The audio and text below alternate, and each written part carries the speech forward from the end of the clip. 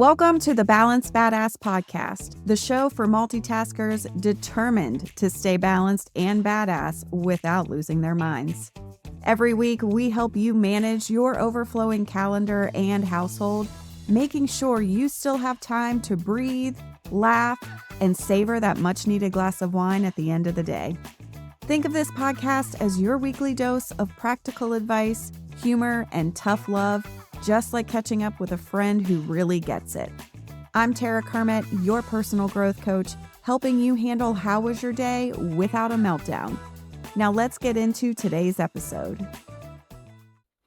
All right, friends, if you've ever doom scrolled through HR TikTok, and I'm guessing you probably have because most of us have, and thought finally someone said it, what we've been thinking, there's a good chance that it was today's guest. Jessie, aka your Unfiltered BFF on TikTok, is blowing up for her raw, hilarious, and painfully accurate takes on the nonsense that we all put up with in corporate life. From eye-roll worthy onboarding to performative HR policies, Jessie's calling it like she sees it, and it's exactly the breath of fresh air I know I've been craving, and I'm sure a ton of other people have been craving. So for me, after coming across her account, I knew I just had to have her on the podcast. She's got a really cool background. You can tell just a deep love for what she's sharing and what seems to me, at least from an outsider's perspective, a zero tolerance policy on some of this corporate BS that we're coming across. So a perfect match for the Balanced Badass podcast. So welcome to the show, Jessie. Awesome. Thank you so much for having me, Tara. I am excited to be here today. Yeah. So I like to start all of my episodes with guests with the same kind of icebreaker question. And that question is, what's something you're loving in your life right now? Yeah. So something I'm really loving right now, and it's really nerdy, is gardening. Oh, nice. I, well, and just to clarify, like I do not have a green thumb. Never something that I've been skilled at, but over the past couple years, I've like slowly been dipping a toe into it. And I had my husband build me some planter boxes. And then this past year, I thought, okay, I didn't do very well last year. I killed most of what I tried to plant. So how can I do a little bit better this year? So I plugged it into Chat GPT and Oh, I said, like, here's the size and dimensions of my planter boxes. Here's the area that I live in. I kind of want to do this type of stuff. I'm a total beginner. What should I do? And it literally mapped out everything for me. I that's so followed smart. about 50%. The other 50%, I just kind of threw seeds in because, I have ADHD and I got bored halfway through. But it's turning out pretty darn good. And I've got like peas and carrots and green beans and some cucumbers growing. So I'm feeling very proud of that accomplishment. That's awesome. I love that. I love that you use ChatGPT for that because my husband makes fun of me all the time because I'm constantly on ChatGPT for Mhm. everything. It's my meal planner. Yep. It plans. I just recently had knee surgery and it's planning, like, aside from obviously my medical professionals, but it's helping me plan like my recovery process and all that. So, Everything. I yeah, use it for literally everything. it's like my best friend. Uh-huh. Yeah, It's in a slightly unhealthy way for me, but that's okay. Like it's it's fine. fine. It's no big deal. Yeah. Well, that's really interesting. I am not an outdoor plant person. I will kill them. I have a greenish thumb for indoor plants. They Mm. survive at least most of the time if they're You got fairly me beat easy. there. Well, okay, so you've built a pretty strong following pretty quickly from my observation on TikTok just by saying what I'm sure so many people are thinking and dealing with. And I'm just Mhm. curious, like, what inspired you to start sharing kind of those hot takes online? Yeah. So funny enough, I had absolutely no intention of doing that. And um in fact, I was consciously avoiding it. Mm, And what's interesting is kind of how I started and why I started on social media had nothing to do with building a following or like taking my voice online or anything like that. I wanted to work on desensitizing myself to being perceived and to just putting like raw, organic, not polished version of me out online.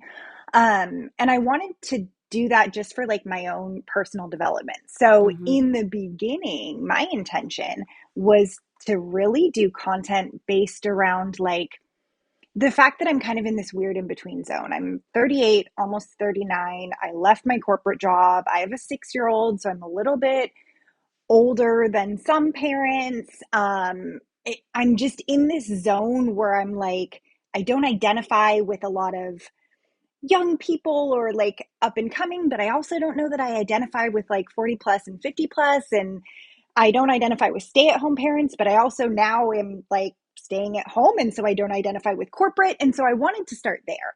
And I did. And it bombed, Tara. It bombed. Like it went nowhere. I tried doing parenting content. I tried doing ADHD content, like a day in my life, and like nothing. And so basically, Mm-hmm. what I learned from that is that TikTok or the internet or just humans in general don't find me funny. And that's okay. I can lean into that. So I thought, okay, well, I'm just going to try something different and do like one video, just one on like kind of my corporate experience. Mm-hmm. And I did, and it blew up. And I Mm-hmm. thought, okay, well, I guess this is really what I need to be talking about. And so I had a little bit of like an identity crisis with it because I was trying to move away from the corporate version of myself and the career centered focused identity. Um, but I realized that my experience and my leadership and my years that I've spent has given me a perspective and that people wanted to hear it. And so here we Mm-hmm. are. Yeah. Not anywhere that I expected to be, but I'm now leaning into it and enjoying it. Mm-hmm. I think that's such a good example too, especially with social media. Like anyone who's out there trying to be a creator of some sort, that you're not going to get it right the first time or the 100th time, maybe. Yep. And, applicable for a lot of situations, but a lot of times we're going to have to pivot. And I also think that there is a component of like, as an outside observer, you have a natural strength in talking about these things. And so I think that the universe was probably trying to push you in that direction of trying to get you to formulate and to utilize those Yeah. strengths. That's what I joked with a lot of my friends about who were kind of watching me. They're like, talk about this, talk about this, talk about HR, talk about leadership. And I'm like, I don't want to do that. I'm over it. I want to like uncouple that. And then the one time I do it, it gets traction. And I was like, okay, I get it. I hear you, universe. Like, I'm here. This is what we're doing now. So Yeah. Yeah. Well, why do you think so many people are craving that kind of content, craving more just of that unfiltered honesty in the workplace right now? I mean, we know the job search world is bonkers, but there's still so bonkers. many of us working in this corporate world and navigating that. Why do you think so many of us are craving this kind of content? You know, I don't know. I think we always crave unfiltered talk, right? Like we Mm-hmm. always want raw communication. It's not always best for us to receive raw communication, Yeah. but we always want it or we think we want it. I think that, and I hate to just like refer back to COVID, but for me, that's when it shifted. I think COVID crumbled a lot of the foundation of corporate America and the Mm-hmm. idealism of what it had to be and what it had to look like. That we had to do things this way because it was the only way. When COVID hit, everyone kind of pivoted and had to come up with creative solutions and different ways to do things and more flexibility. And so employees, a lot of them benefited from that, myself Mm-hmm. included, and saw that like, oh, I can sit at home in my own environment where I'm comfortable with, and be more productive. I'm never going back to an office again. Like I'm not going to do that.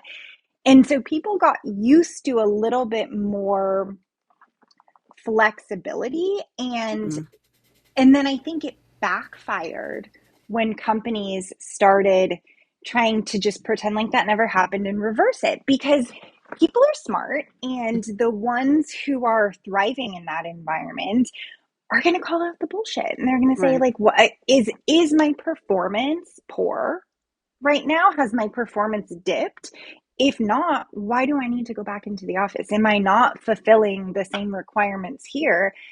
And the fact of the matter is that for most companies, and yes, there are absolutely businesses that need you to be physically in person. I'm not Sure. arguing with that. But for the ones that don't, for like the corporate offices, um, it's not about productivity. It's not about profitability. It's about control, right? Mm-hmm. It's easier, Tara, to be able to see people physically sitting in a space and typing. Who knows what they're typing? They could be applying to a job online. You have no idea.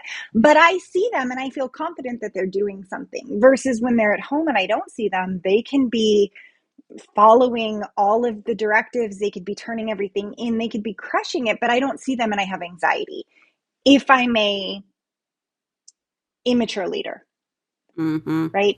And a lot of leaders, unfortunately, are not qualified to be leaders. Oh And so yeah. when they struggle with trust, when they struggle with confidence, it comes out in micromanaging and a desire to control. And it's easier to do that if you can physically see people. Yeah, absolutely. So I think, for me, that kind of started it. It's like we're seeing through some of the bullshit and we're not wanting to put up with it as much anymore, because we've personally seen behind the curtain now. Mm-hmm. Yeah, we've seen the wizard behind Yep. behind it. Yeah, I Yep. I mean, I had that issue too. I worked in higher ed originally during COVID, and a lot of what we do, obviously, we need to be there for students and all that Sure. kind of stuff. But there, it was interesting when we started going back. We went back way before the students came back, and it was like, why are we here? And it came down to a lot of conversations of, do you just not trust us? Like, what's going on? And Yeah. a lot of times I see in corporate when I'm talking with folks too, is there's like one or two employees that are ruining it for everybody. And Yeah. it's like the leaders have not been taught how to manage Mm-hmm. the outliers and just treat everybody the same, which there's a difference between equality and equity, and Mm-hmm. approaching that conversation. And, you talk about, leaders are often not in the place to be leaders. And I think that that's a mishap on just the training and development that folks get. They usually get promoted because they've done a really good job at their job, or they have Yep. the credentials that they need, or what have you, or they know the right people, depending on the Yep. situation. Absolutely. But they're not getting the support they need to actually be strong leaders and managers of people. Yeah. And I'm seeing a lot of the people being forgotten part of corporate too. Absolutely. I mean, Yeah. being good at your job does not make you a good leader. Oh In no. fact, often it makes you a worse leader, Yep. because you're so particular about how something is done and you're so hyper focused on that you're not thinking about problem solving and strategic thinking and coaching and communication. You're just focused on task and result. And so Hmm. it's a tricky situation that a lot of companies find themselves in. Yeah. Yeah. Well, and I think like a lot of people are connecting with this kind of content too, because so often we feel so isolated and alone in our own experiences, but Yeah. there's some nice sense of validation when someone else is calling stuff that you're seeing, and you Hmm. don't know if it's just you or your company, or if Yeah. anyone else is even noticing, Yeah. you know. So, I mean, I can tell you that I still get excited anytime someone comments on one of my videos. It's like, HR professional here, and I can validate all of this. I'm like, yeah, okay. Or, yes. they send me a message, a private message, and say, like, I just wanted to say thank you. Like, I'm a executive, or I'm, a head of something in this company, and we see all of this as well. Thank you for calling it out. And so I feel like I need that validation too, because there are times when I put something out and I think, is it going to be misinterpreted? Are people going to come at me? And Hmm. definitely all of that. I mean, I Yeah. see a lot in the comments of like, oh, you can't say that when this happens, it means this. It could mean a variety of things. And it's like, yes, of course, but Like, also we no are all shit. humans and we have to use our brain in context. And like, if you watch 30 seconds of something and don't look at the rest of it and make an assumption, like that's on you, Hmm. not my problem. But yeah, I mean, we all want that feeling of I'm not alone and we're in it together and it's a shared experience. And also like I think just right now in 2025, our world in the United States is kind of bonkers. And there's a lot of people that are fired up on just wanting to call out nonsense everywhere we see it. Hmm. Hmm. And I think it's And I feel needed. like it is. And it's, I can only speak intelligently and from an educated standpoint about that which I have lived and experienced. And so that's where I'm choosing to use my voice and to call things out because I know from walking in it day in and day out. Yeah. Well, I think that's important because you're bringing your personal context in there. It's not just a one and done Opinions. kind of thing or something that you chat GPT'd, Yeah. right? Yep. Yep. Yeah. And that's the same with what I do too. It's like I always tell people I've done the research, I've done the education, I have the background, but also I lived burnout. So Yeah. a lot of what I'm doing is speaking from my own experience, tweaking what I've researched and done the background on. So, Well, and that's the valuable part because, anyone can research it. Anyone can yeah. read the books. Anyone can ask ChatGPT and come up with a detailed plan, right? Just like I did for gardening. Like you can do that for burnout. You can do that for navigating corporate craziness. But Hmm. seeing it written out and hearing from or engaging with someone who has actually lived through it, it's not the same. Yeah. Yeah. Well, so you've called out quite a bit of performative HR in your content, and so Mm-hmm. I I really particularly love the ones where you're asking people for their own experiences because I shared a few of mine with you as well. But Mm-hmm. what's like the wildest example that you've seen of a company just pretending to care about people, but they didn't clearly care about the people? You know, I'm probably going to disappoint you in this answer It's okay. because I think that it like people are looking for the wildest. They're looking for shocking, controversial, the like, oh my God, I can't believe that happened. No way. Like, I need to know all the details. And while that stuff does happen, the reality is what happens more often than not are the more mundane, less expletive, less juicy um, incidents that are easier to gaslight people with. And so I want Mm-hmm. to talk about that because it is Yeah. more a death by a thousand cuts versus one fatal blow, right? When there's Mm-hmm. one fatal blow, when something really big and really speculative happens, you hear about it and you see it. Mm-hmm. Someone is calling it out. Someone is talking about it. It's the daily things that happen that people don't talk about that I think are easier to get swept under the rug. Like the majority of my career was in healthcare. And so healthcare companies offering either no healthcare insurance or like the worst possible, most expensive, lowest coverage healthcare insurance. Like if you are a healthcare establishment and you are building your business on providing care for people and their health and you are not providing that to your internal employees. And I know like coming out of my mouth that sounds like well no shit, but like it is wildly known Oh yeah. that in healthcare insurance sucks. Like you're just going to have shitty benefits. How is that like the math is not mathing on that Make for it me. make sense. Make it make sense. Or, again, in healthcare, if you're a company that is saying you really promote family values and you are like very into family and the culture of that in the community, and yet for a shift, let's say like a medical assistant or receptionist or dental assistant, the type of shift that you do have to work in the office, you say, you have to have full availability from 6 a.m. to 6 p.m. Monday through Friday, and we'll schedule you anywhere within that time in an 8-hour shift, but you're not going to know until the week before. Well, that doesn't really promote family, because I'm a parent, and the majority of medical assistant, dental assistant, nurses, hygienists, like those types of roles statistically are females. And again, Mm-hmm. statistically in their childbearing years. I've done the research, that is just a fact. And so you're telling mothers now, I am lumping that together just based on statistics, but you are telling people who are likely to have families that they need to have a full range of availability from 6 a.m. to 6 p.m. and that they're probably getting paid, say, like $20 to $25 an hour.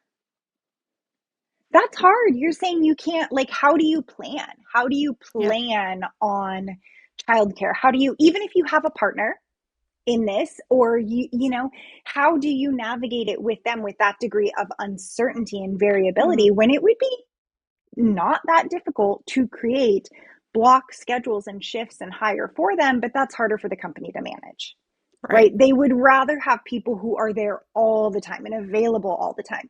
Great, you can have that. Like, that is your right to have that. But then don't go say that you promote family values, because your actions are not correlating with that. Yeah. Like that, those are the type of things that you just see every day, and that don't make it into the news. They don't like get that big blow up, Mm-hmm. because they gaslight people, and they say like, well, you applied for the job and you should be happy to have a job, or like you're getting fair pay. And it's like, yes, you may be getting fair pay. You may be in the median or the 70th percentile, or even the 90th percentile for what that position pays. But if you think about it from a personal perspective, is that worth what you are sacrificing in your life? And most people who are in that position are there because that is the best available option to them, and they Mm-hmm. don't have a choice. And I just hate that we are taking advantage of that. Mm-hmm. I hate it. Yeah. And I hate that we are, we touched on this a little bit already, but another way that companies are not caring for people, and they say that they are, is when they are promoting people into leadership roles Mm-hmm. who have multiple complaints against them, Yes. who are known to be issues in in some form or another, whether they're assholes, whether they're incompetent, whether they have sexual harassment complaints against them. But we are promoting them because either they get results, whether by ethical or unethical standards, or they are the only people that will tolerate the bullshit and not push back on you. So you Mm-hmm. promote them to gain compliance. Like, that is not caring for people. Putting leaders in positions of power, putting people in positions of power who are not trained, who are not supported, who do not have strong ethics, who have complaints against them, like valid complaints, that is not right. That is not caring for people. Like, those are the things that I see all the time. Mm-hmm. And I know it's not as like shocking and sexy and fun and wild and like, let's all laugh about it, right? But it's like, these are the things that happen every single day. Yeah. Well, I think there are things that we need to know are happening to keep kind of our Mm-hmm. eyes out for too when you're in those situations. I know you're talking about people getting promoted when they shouldn't.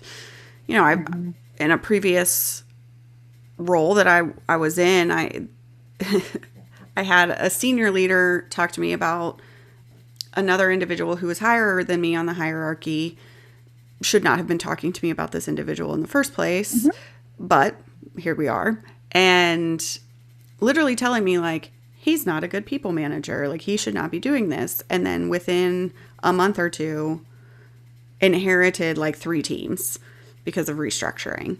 Yeah. And it came down to it because that individual was a yes man, if you will. Yeah. So they were Yep. the person that, exactly to your point, was not going to Yep. push back. They were going to do whatever they needed to do. And they were the right person for the job, if you will. Yes. And I see that so much. And that's another like red flag for me, right? Like if you are in a company where you see that the people who speak up, the people that push back are the ones who are leaving in herds, there's probably a reason, right? And there's an appropriate and an inappropriate way to do that. And a lot of times people do it inappropriately, unfortunately. Yeah. Um, but if there is a pattern of strong leaders, ethical leaders who are using their voice, who are speaking up, who are challenging things within a company that are just disappearing or getting demoted or leaving for it was a mutual agreement, we're still on great terms, like I'm going to go ahead and say no, there's something else going on. And if then You just after signed they an leave, NDA. like Like, yeah, if after they leave, like their team kind of is trickling out, like it's the PR around it hmm that most people don't realize. And as HR, like a lot of my job when I was head of HR for a company was PR. It was yeah. Oh, yeah. it was spinning communication in a way that was as honest as I could be, but didn't sound bad to the employees. And I hate that. It's like whatever you hear from HR, whatever you hear from executives, it's probably spun Oh, yeah.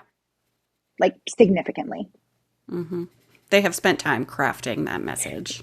They have spent time crafting it, yes, and they are using very vague language intentionally and then ignoring your questions or wanting further clarification because they're covering up shit that they don't want to talk about. Yeah. They're covering their asses. Yep, yep, hmm absolutely. Mm. But I will give you Well, one yeah. just kind of like funny one if you Oh, yeah. want Yeah. a good one. Um, I was in an executive meeting one time. And so, like, executive leadership, top leaders at a company. And during these executive meetings, a leader was often highlighted. They were notified beforehand to like present something that they were doing within their department that was really working, right? hmm So, one leader was asked to present, and he starts off by saying, you know, people are like cows. If you don't fence them in, they're just gonna roam forever to the point where they'll leave their food and water or run off into the highway. Like, you need to fence them in because they're just not that smart. And Wow. then went on to explain that what was getting results was essentially like a huge micromanaging Yeah. campaign in the Fencing. department where Cool, cool. I was like, did we really just start out with the sentence, people are People like are like cows? cows. I was like, where is this one going? Oh my Okay. gosh. And then I watch, and I'm very expressive, right? So I had to, I think, like cover my mouth. I might have turned because we're on camera, and I'm like, I need to control my face right now because I'm sure it is like, What? what are we actually talking about? And then to see other leaders be like, yeah, yeah, that's great. And I'm like, all right, we care about people, but they're stupid like cows and we need to fence them in for their own benefit. Yeah. Yeah. No, you just Sure, think all sure. people are idiots. Like, you're not a leader, or you No. shouldn't be. No, correct. It shouldn't be. Yeah. You shouldn't be. Wow. People are like cows. I Mm-hmm. am going to remember that one for a while. Yep. Yep. Well, so with your experience in HR and just what you've come across through your years, like Mm-hmm. what's one common, best practice that's out there in the corporate world that you think just needs to die already? And maybe what would you replace it with? Almost all of them, I feel like. Okay, well, you have to pick one because, if we get rid of everything, the Oh world my will implode. gosh. I know. I know. I personally have a lot of gripes with the performance review Mm, or performance increase process, annual raises, like whatever you want to call it, in terms of like a best practice, because there isn't a best practice there. And I think what really gets under my skin specifically is when companies say they are doing performance reviews or merit increases or performance increases, and they have a predetermined percentage that is being allocated that is basically a COLA or a cost of living adjustment, Mm-hmm. right? If you are, and there's nothing wrong with COLAs, um, but don't confuse performance or merit with inflation adjustment. Like Yeah. that is not the same, and that pisses people off. And so I like, and my background comes from coaching and training, instructional design, teaching. Like that's kind of where I grew up in and ended up in HR. So I'm very, very heavy on the development side of things. Like Mm-hmm. I want to nurture and coach and build people up and give them the tools and the resources and the communication to be successful. And so the idea of like leaving people hanging, they don't know what to expect. They hear it's increase time. They're thinking, oh, I've crushed all my goals. I've done all of this. I put in 60 hours a week on average. And then to be hit with, you get a 2.5% increase, as does everybody else. And then you're looking at like Karen sitting Mm-hmm. next to you, and you're like, I've busted my ass. She's done jack shit, and she's going to get the same as me. This is not this is not adding up, right? So what should it be replaced with? Like in a perfect world, I would want to see companies like just do annual inflation adjustments, whether you call them a COLA, like whatever you call it, like Yeah. annually there is a percent that a salary is adjusted based on the economy.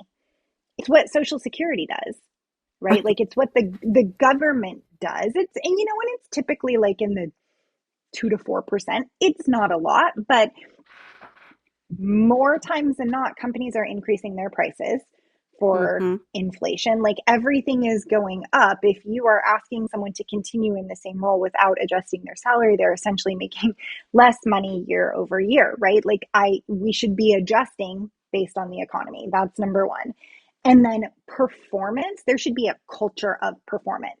Mm-hmm. In companies where we are waiting until an annual time to talk about your performance, you've already screwed up. Like Yep. we need to be coaching on performance on a regular basis. There Mm-hmm. should never be a question in someone's mind if they are performing, if they are in danger of losing their job for performance, what metrics they need to improve, like the anxiety that builds for leaving that until review time. It just, it kills me. It kills me. And then tying that to compensation, right? So then companies are, and managers especially, oh my gosh, I have so much empathy for managers that are given a budget or an amount at that time and then said, do with it what you will, but then they have to like move it around within their team in a way that doesn't make sense based on the position, based on the merits, based on, you know, the dynamics or the results. Like it just is, it's all completely nonsensical Yeah. for the most part. Like there is not a set strategy behind it, or if there is a set strategy, it is stay within this budget and the budget is insignificant, Mm-hmm. right? And so then you're like, it's just, it's mixing too many things. It's mixing inflation, it's mixing performance based feedback, and it's mixing like merit increases. Those are all different things. So I would like, if I were running a company, we would have annual inflation adjustments. We would have set transparent pay bands for positions, right? And we Mm-hmm. would be very clear about what that looks like. If a position ranges from 60 to 80,000, maybe there's a junior, a standard, and a senior, right? The junior always starts at 60 and can go up to 70, the manager 65 to 75, and the senior 70 to 80, right? Like there is a clear range that people know and understand. And there's career paths and career mapping and Ugh, expectations and metrics that go with each. So that if I'm hired, I know like this is the position I'm hired for. Here's what I can expect over the next 2 to 5 years if I'm performing and what my career trajectory looks like. It's the lack of communication and the ambiguity that is what causes all of the issues. Because if you communicate that up front, people either sign up for it or they don't. right. If you don't communicate it, you are leaving all of that narrative to the employees to fill in for themselves. And that's And not they going are to going go to well. write a very different story than what you would, Yeah. right? And so they might be looking to get a $2 an hour raise, and in their mind, no one said anything to them, and maybe they think they're getting a $20,000 increase. Like, we have to communicate and make it clear and give people the tools, the resources, the path, the training, the mentorship to get there. Yeah, Hmm. that's I could go on about this forever. Yeah. It's really it's a big one for me. The promotion pathing is Yep, important for me. And promotion, not just in title, but in pay bands and expectations. And, absolutely. I too, obviously coming from like an education background, I also have an Yep, instructional design background. yep, So I think like rubrics, right? yes. Whenever I would teach and give an assignment, the expectation was the students got the rubric so they knew exactly what was expected of them. It made my life a heck of a lot easier for grading and providing Uh-huh. feedback. And it made their life easier for meeting the expectations, or if they choose not to meet the expectations, like that's their choice. That's huge. And I agree, like separating that COLA or Yeah, whatever with whatever you call it. your Yep. merit based. And, I think that helps with budgeting a little bit too, because then you can separate those two things out. And, Absolutely. but the reason why I think people don't, or companies don't do that work is because it's a lot of work ahead of time up front. And it's a lot to It commit to. it is. And what I have seen that actually is the bigger pushback on that is, again, like immature leaders Hmm. or leaders who are not as seasoned, they don't want those guardrails.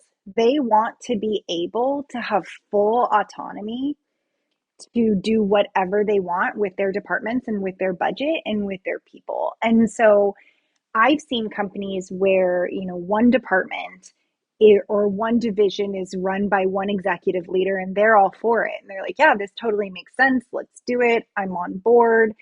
And then another leader is like, well, but this person just brought in like $1 million for the company. I want to be able to give them a really big increase.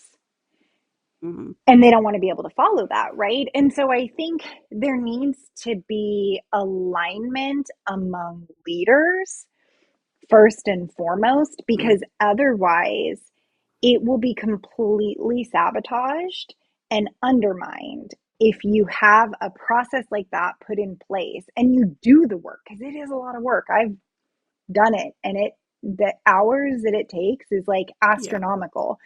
And to put in that work, to commit to it, to like communicate out, this is what we're doing and this is why we're doing it. If you don't have all of the leaders on board, the one leader is going to sabotage everything. And it is so hard. I think it's harder to get alignment at the executive level Mm. than it is to actually like research and enforce the policy. That's the Hmm. easier part. It's getting leaders to not sabotage it. Yeah. Well, because you've got egos at play. It comes back to that control issue Yep. again. And I think a lot of people don't want the curtain to be drawn back. They want the curtain to stay closed and to have that level of secrecy, and transparency scares a lot of people, I think. Mm-hmm. So, and those are your more immature leaders, I would say Mm-hmm. that's the case for, but more often we're seeing immature leaders taking these roles and positions, and Yeah. we've got to figure out how to manage it. And you just hope someday that maybe it gets through to somebody. But whew, Yeah. it is what it is, It's I a tough guess. one. Yeah. It's a tough one, and it all comes down to misaligned expectations. And so, what you were saying with like the rubrics, like it when you say those things out loud, it sounds so obvious, right? It's like people want to know what's expected of them. Most people really want to do a good job. Most Yeah. people are not lazy, unmotivated, like assholes or like trying to take advantage of the company. The vast majority of people are good people who want to work hard, who want to do a good job, who care about their performance, who care about their output, but they're put in a situation, in a structure, in an environment where they don't know what's expected of them. They're seeing leaders say one thing and do another. They're seeing all of the like unjust actions that are being taken. They're seeing people move to the top that don't deserve to be. And so then that's where the attitude of like, well, whatever, like if this is how the system is, I'm going to work the system. Like Mm-hmm. we've created that. People are not innately like that. I don't believe. Like we have created that. Yeah. And then that's what we use as our excuse as why we can't do any of the other things. It's like, well, people are just going to screw me over and take advantage of me. It's like, well, have you tried trusting them and like setting expectations and Imagine that. communicating? Like it might surprise you. I don't know. Like it works with how we teach and educate kids and how we teach in higher ed. Like it is, you set expectations, you teach people how to do something, you hold them accountable, you coach them if they're struggling. It's not rocket science. We just Yeah. don't do it. Yeah. Mm. Well, this has been so good, but I am looking at time. And so I want to make sure I get to my last question for you that I Yes, also ask ma'am. every guest. And it's my favorite question. So, Okay. as you know, this podcast is all about balanced living with badass results, hence the name, the Mm-hmm. Balanced Badass Podcast. So, how do you, Jesse, define being a balanced badass in your own life, especially considering now kind of that pivot time that you're in with your career and life? Ooh, yeah. I define being a badass as being authentic. Mm-hmm. And I think it's as simple as that. Whatever authentic is to you, if you are leaning into your authentic self and living that way and showing up with authenticity and realness and being a little bit unfiltered every day, like that's being a badass. Mm-hmm. Being balanced, I'm still struggling with that. Yeah. I'll be totally honest. Like I am someone who has ADHD. I'm more comfortable in extremes. I'm Mm. more comfortable going really, really, really hard and then crashing out. Now, I am fully aware that is completely unhealthy, um, but it's what I know and it's how I operate. So I think how I'm trying to reframe that for myself is that it's not really about balance, right? Like this scale is never going to be Mm-mm. fully balanced. That's a myth. Um, it's more about alignment. Mm-hmm. When we are aligned with what we are good at, what we're passionate about, what we bring to the world, what does good, when we're aligned and we're living in alignment, we don't go to the extremes as much, right? Like we Mm-hmm. use our energy for the things that have purpose and the things that move us forward. And it's not as much of this like swing that we feel like we're trying to constantly calibrate and balance. So I think for me, what it means at this phase of my life is authenticity and alignment. Those are the things that I strive for. And if I'm doing a good job with that, then I'm feeling more in the center. Mm-hmm. I like that.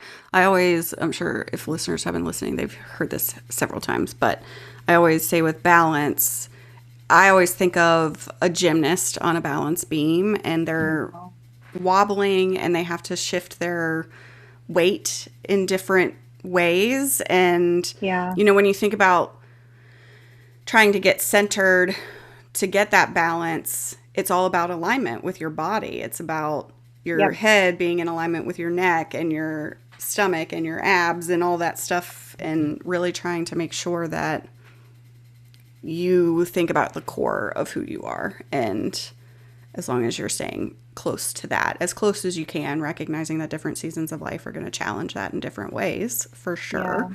But I always think of like the gymnast, and like a gymnast falls off and gets back on. And sometimes they stick the landing and sometimes they don't. And that's okay.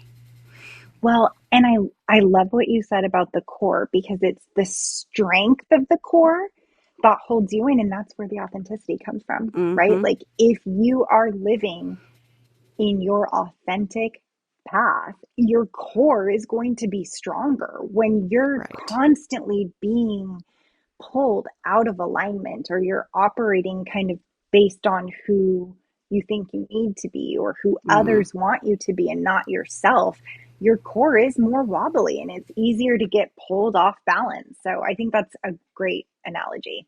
Yeah. Well, you definitely didn't hold back, and I appreciate that so much. I am here for it and can't wait to see the rest of your content. And, I just think you're honestly the voice of reason that many of us may not even have known that we needed. So I just want to thank you for that. And thank you for spending some time with me today. So you're welcome. This has been fun. Yeah. Thanks for having me. Absolutely. And for folks that want to connect with you outside of this episode, obviously they can find you on TikTok. I'll share that. But where else can they find you, connect with you? Well, since I told you this wasn't really my intention, like really, I'm just on TikTok right Perfect. now. That's kind of where I'm hanging out, at your Unfiltered BFF. I am doing some like fractional HR work and consulting on the side, obviously for companies that know what I'm about and that want to take an authentic approach. And so if there are companies who are interested in that, you can find me at emberhr.com, EMBER, and that's my kind of consulting fractional HR side gig. But other than that, I'm just kind of doing this to have fun and to see where it goes. So TikTok's really my main platform. Awesome. Well, folks, definitely get on the TikTok and follow Jessie. And if you loved this episode as much as I did, I hope that you'll take a second just to give it a review or send it to a friend or coworker that may enjoy it and want to listen. And I'll catch you in the next one, y'all. Thanks for hanging out with me on the Balanced Badass podcast. I hope today's episode brought you a little more balance and a lot more badass in your day. If you enjoyed this episode, be sure to subscribe, share it with a friend, and leave a review. Your support helps more multitaskers like you find the show, and I'd really appreciate it. Until next time, take care of yourself and make good choices, friend. I'll catch you next week.